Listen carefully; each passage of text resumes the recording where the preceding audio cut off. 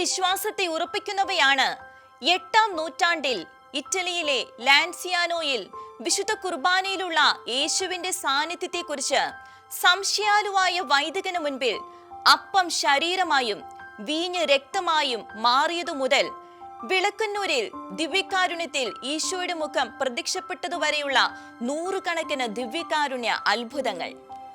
ഇവയോരോന്നും വിശ്വാസത്തെ ശക്തിപ്പെടുത്താനും ദൈവിക സാന്നിധ്യം അനുഭവിക്കാനും സഹായിക്കുന്നവയാണ്. വിശദീകരിക്കാനാവാത്ത പ്രതിഭാസമായിട്ടാണ് ഇവ വിലയിരുത്തപ്പെടുന്നത്. അനേക വർഷങ്ങളോളം വിശുദ്ധ കുർബാന മാത്രം ഭക്ഷണമായി സ്വീകരിച്ച് ജീവൻ നിലനിർത്തിയ മാർത്ത റൂബിനും തെരേസ ന്യൂമാനും പോലെയുള്ളവരുടെ ജീവിതങ്ങളും ദിവ്യകാരുണ്യത്തിന്റെ അത്ഭുതമായി നമുക്ക് മുൻപിലുണ്ട്. ആരാധനക്രമത്തിന്റെ കേന്ദ്ര ബിന്ദുവാണ് പരിശുദ്ധ കുർബാന എന്നാണ് വിശുദ്ധ 10-ാം പിയൂസ് പാപ്പ പറഞ്ഞിട്ടുള്ളത്. സൂര്യൻ ഉദിക്കാത്ത ഒരു ദിവസത്തെക്കുറിച്ച് ഭാവനയിലെങ്കിലും സങ്കല്പിക്കാം.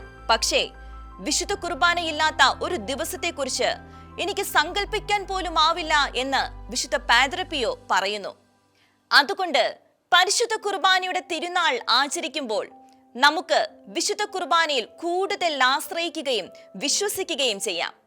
അവർണ്ണനീയമായ ദാനത്തിന് കർത്താവേ അങ്ങേക്ക് നന്ദി എന്ന് പറയുകയും ചെയ്യാം.